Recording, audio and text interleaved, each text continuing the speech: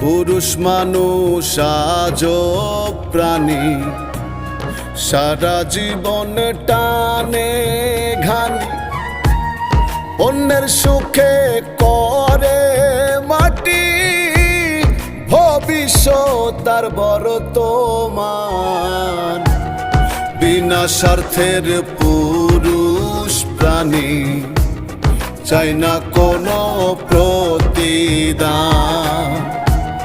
বিনা স্বার্থের পুরুষ প্রাণী, চাই না কোনো প্রতিদান।